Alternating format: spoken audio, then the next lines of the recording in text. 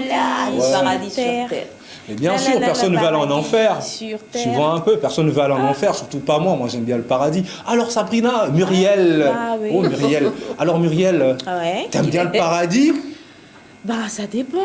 Ça dépend de quoi? Moi, j'aime le paradis. De la connotation de son paradis à elle. Non, moi, je sais pas de Parce que je sais pas si on parle de la même chose, franchement. Stop. Moi, j'ai pas parlé de son paradis à elle. J'ai parlé du Muriel. Comme le miel. Sûr. Moi, j'aime le paradis divin. Voilà. D'accord. Moi aussi, j'aime le paradis divin, tu sais. Ah, d'accord. Je cherche la formule pour décoller, tu vois. Ah, ok. Quoi? Je cherche la formule pour décoller, tu vois. Pour décoller, pour aller toucher les nuages, le ciel. Tu devrais demander à Mila. Hein? Elle disait qu'avec elle, c'est facile d'atteindre le paradis. Moula, coucou Moula. J'espère que tu vas bien. Je refuse pas ton paradis, hein. Le paradis sur terre. Un coucou à quelqu'un qui affectionne beaucoup cette chanson, Chef au miel, qui est le paradis sur terre. On parle que du miel depuis là. Oui, il aime bien la chanson. Lui-même, il dit qu'il a un paradis sur terre. Bon, moi, je suis un paradis sur terre. Muriel, c'est un paradis sur terre. Bien sûr. Stéphane, moi, je suis un paradis en enfer. Ça te regarde. Ça, c'est toi. Alors, Stéphane, Muriel, vous avez des animaux domestiques chez vous? Bah oui, moi, j'ai 2 chiens. Ah oui. Ouais, et j'ai 2 chiens. Moi, j'ai un crocodile. Et je crois que j'ai aussi un lion. Et 2 serpents. Bon, oui, ça, ce sont on les appelle et 2 lézards. Des nacs. On a les rats tous les jours à la maison. Hein, et les rats et les souris, nous avons. Hein, donc, on les entretient. Donc, non, moi, je parle des animaux domestiques qu'on connaît depuis, c'est-à-dire le chien et le chat. Sans parler des nacs. Les nacs, c'est tout ce que tu as cité là. Moi, j'ai 2 chiens, un perroquet. C'est pas toi. Ah, tu as un perroquet? Bien sûr, j'ai un perroquet. Depuis déjà 7 ans. Quand tu as acheté tes chiens, quand ils étaient encore des chiots, je pense que la personne qui t'a vendu tes animaux domestiques t'a dit ils ont tel âge. Bien sûr, ils avaient encore des semaines, je pense 1 semaine lorsqu'on les a achetés. Et il t'a dit comment est-ce qu'il a fait pour calculer cet âge-là? Ben non.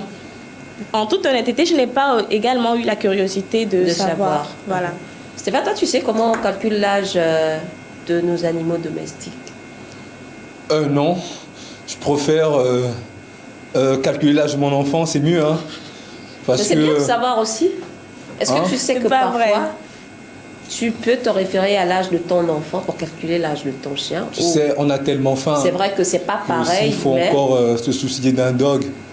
Mais pourquoi pas? Ce dog-là veille sur toi. Quand le petit Bangando veut venir grimper à la fenêtre, il aboie. Non, on a les calages, c'est mieux pour quand les Bangandos, c'est mieux d'avoir la calage. Non, ce sont des animaux protecteurs. Hein. Moi, je vis avec 2 chiens, donc je sais quand même, en termes de protection, ils sont là. Voilà. Ouais, moi j'ai mon bébé Sublime. Sublime!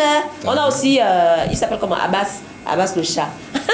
Alors, chers téléspectateurs, chers auditeurs, si vous vous posez des questions, comment savoir calculer l'âge de son animal domestique, c'est-à-dire le chien et le chat, on regarde d'abord l'élément et on revient sur le plateau pour causer avec un vétérinaire qui va nous expliquer dans les mots les plus simples comment savoir calculer l'âge de son animal domestique.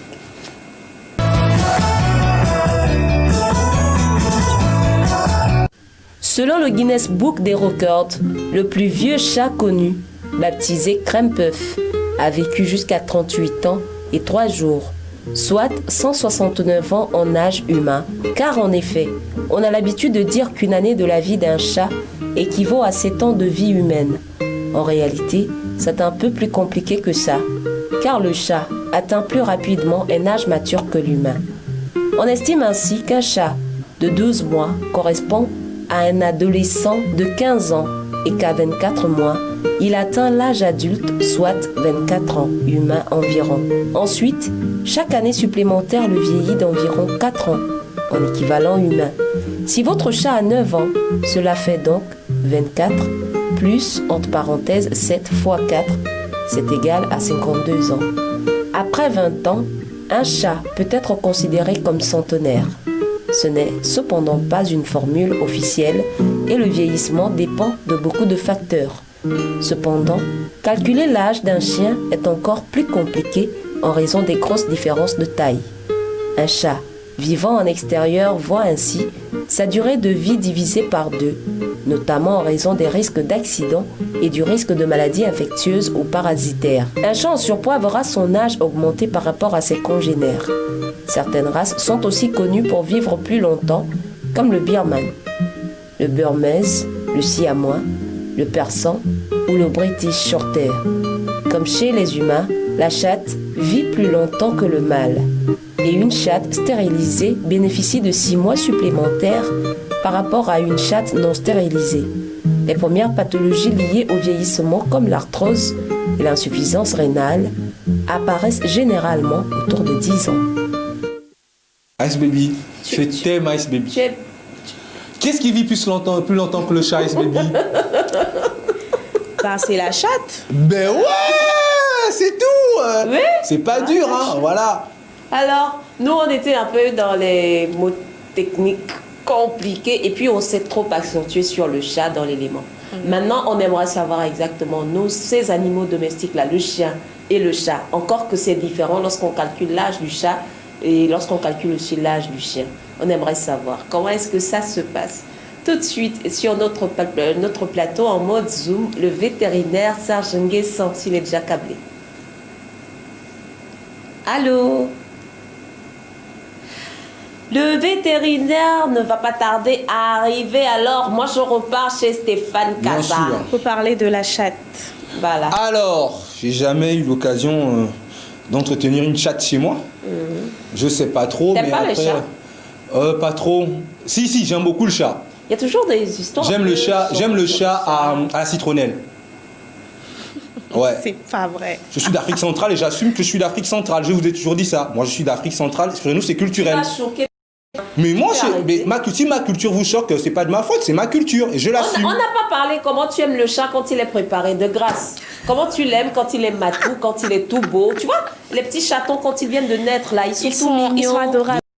Moi, je vous comprends pas. Pourquoi vous avez de la sympathie pour les chats et vous n'avez pas la sympathie pour des cochons? C'est des animaux. Quand vous faites le jambon avec les cochons, le saucisson avec des cochons, vous mangez le porc. Pourquoi on n'a pas de sympathie pour le porc et pourtant, ça dépend, voilà. Ça dépend. Qu'est-ce qu'on appelle animal domestique? Oh, voilà. Ça c'est après, et pourquoi ils ont cette appellation cochon, spécifique? Voilà, donc, il faut d'abord partir dans ce point. Ça suscite bon, beaucoup après, chacun sa culture. Hein. Voilà. Et toi, tu préfères, tu as dit que tu as 2 chiens. Toi, Oui, t'aimes pas les chats? Non, je suis pas très chat. C'est vrai qu'il y a toujours une ouais, elle joue la blonde là. Je suis pas très chat. Ça joue la blonde là et tout. Et moi je suis l'indigène, on a peur parce que je mange les chats. Et vous faites les blanches là et tout. Et Ice Baby elle joue la rousse. Non, on a tous des préférences. Moi je ne suis pas très chat. Et même à la base, j'aimais pas les chiens parce que j'ai eu dans ma petite enfance une scène pas possible avec un chien. Et cela avait suscité. Ah ouais, t'as eu une scène. Ah bah vas-y, recommence s'il te plaît, t'as eu quoi là? J'ai eu une scène pas possible. Ah là là, avec un chien. Scène. Bah ouais. Ah ouais. Très belle scène et tout. Bah oui, une scène assez désagréable. Il est déjà là, notre vétérinaire. Bonjour, monsieur Serge Nguessan. Bien bonjour Vanina. Bonjour l'équipe de Label TV. Bonjour. Bien bonjour tout le monde. Bonjour l'Afrique. Comment ça va là-bas, Babi? Abidjan. Ah, ça va, on est là. Ça va.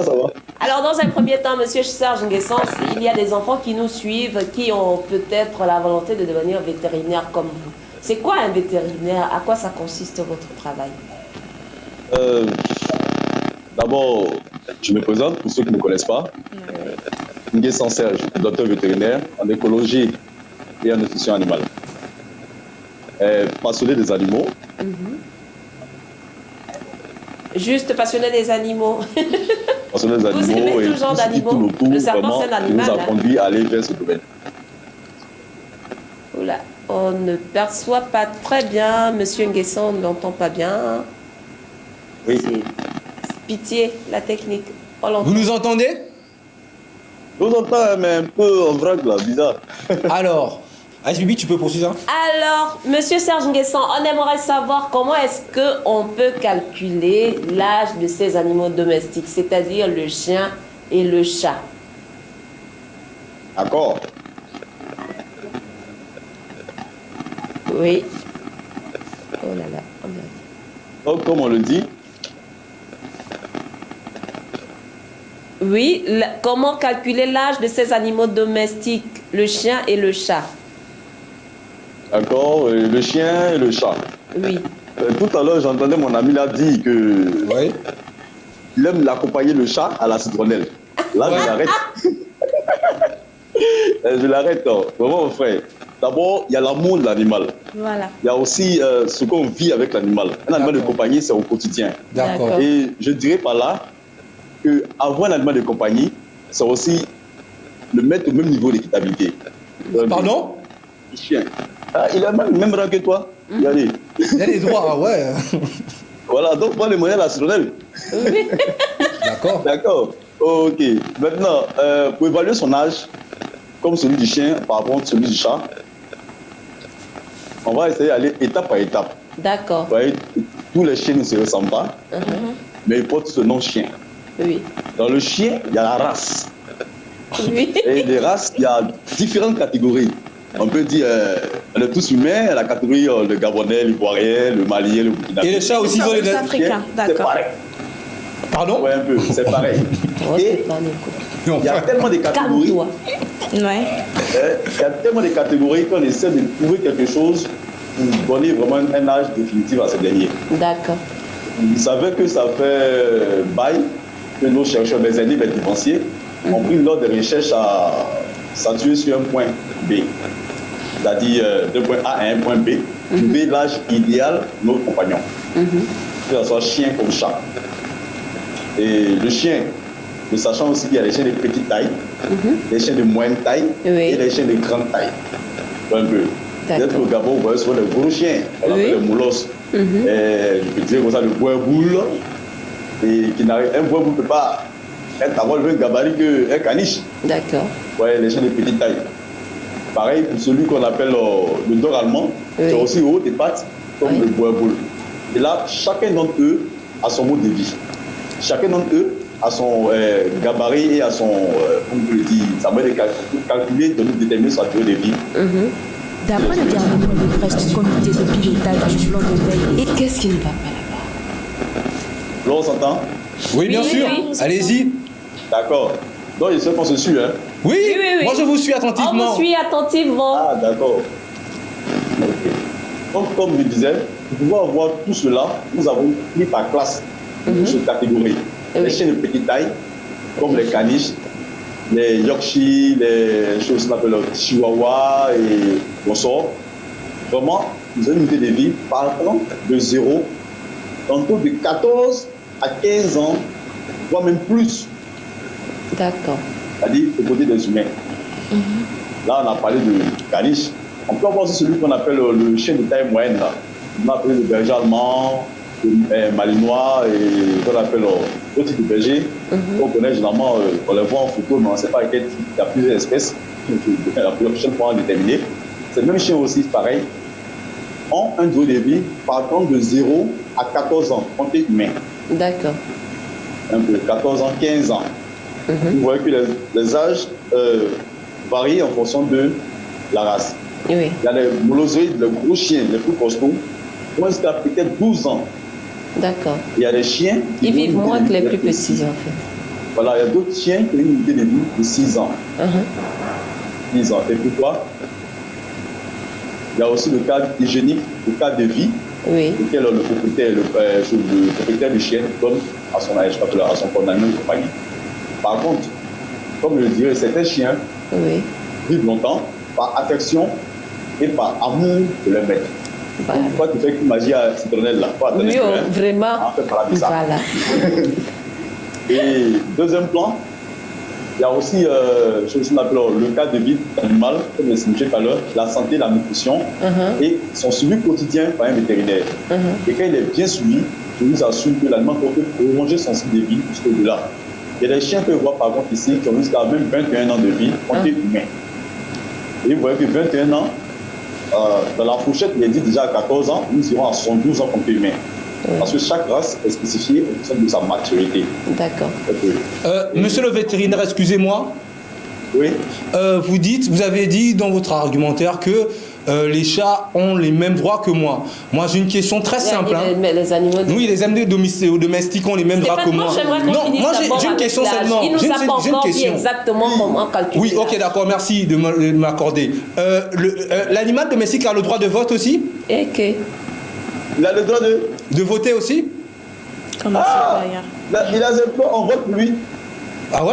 Il y a des lois pour ça. Même laquelle la SPA. Donc il doit voter. Donc un chat peut voter que quel va être mon président de la République en fait. Le monde a évolué. Hein. Nous sommes nous les hommes, nous portons les voix à eux. Donc on se charge de... Donc ils ont conscience des inégalités sociales en fait. Est-ce que nous on s'est arrangé pour voter pour eux? Et puis toi tu seras puni. D'accord. Non, j'apprends. Pour essayer de recadrer un tout petit peu les choses, Monsieur Serge Garçon, bonjour. Oui, bonjour. J'espère que vous allez bien. Bien. D'accord. Dans votre argumentaire, vous disiez que la survie d'un chien dépend des conditions dans lesquelles il vit et dépend également de son appartenance raciale. C'est un peu ça? Tout à fait. Donc, si je comprends bien, supposons que j'ai un chien j'ai peut-être un pitbull chez moi. Oui. Voilà, comment je ferais pour calculer son âge? Parce que là, on a vraiment besoin de savoir comment le calcul se fait selon la race. D'accord. Le pitbull, c'est un chien de race couvreur. On dit race couvreur, les chiens chercheurs, les chiens d'arrêt. Les chiens d'arrêt, c'est les chiens. Donc, eux, généralement, ils les placent dans la catégorie de chiens de moyen âge.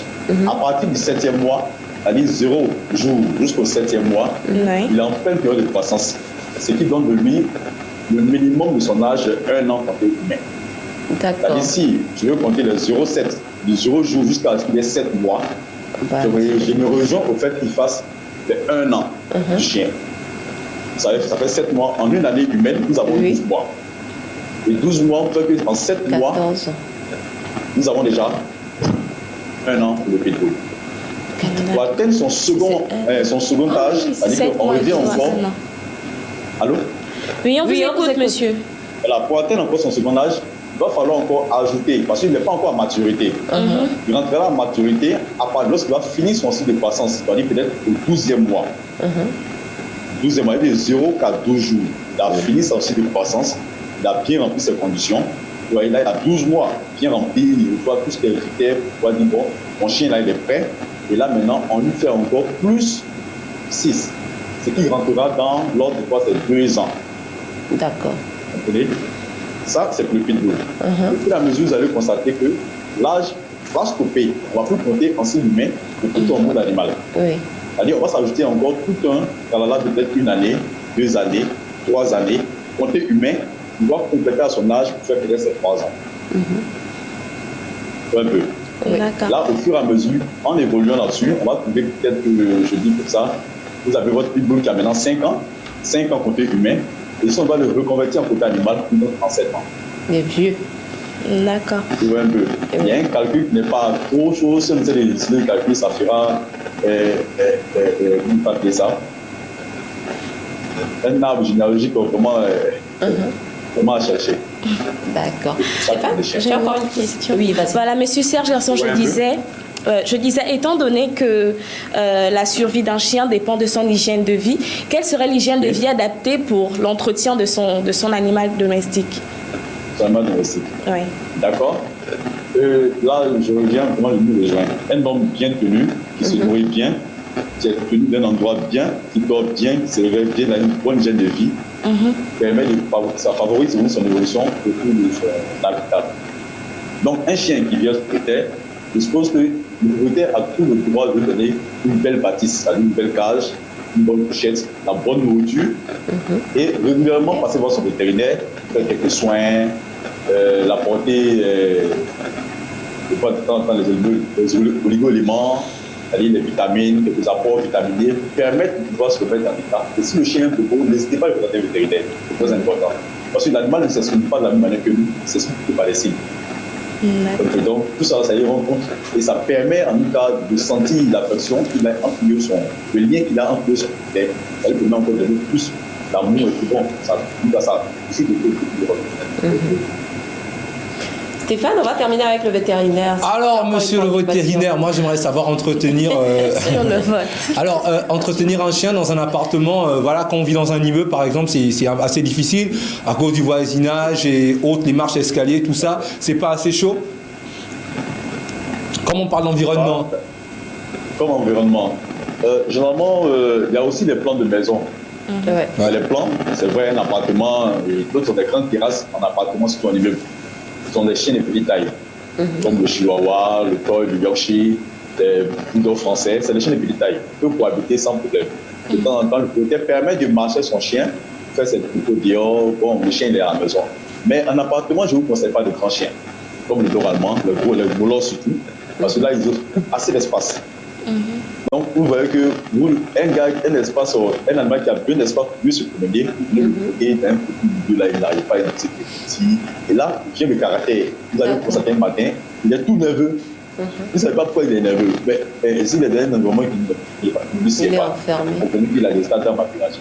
Moi, j'ai une préoccupation. Vous disiez tout à l'heure que les chiens, on doit avoir de l'affection envers eux parce qu'eux aussi, ils éprouvent la même affection envers nous. Mais lorsqu'on arrive à des phénomènes où le chien mord son maître ou arrive à manger, mais on est tombé souvent sur des faits divers assez récurrents d'agressivité de chiens vis-à-vis de leur maître qui leur ont quand même apporté tout l'amour possible. Comment est-ce que on peut expliquer ce phénomène-là?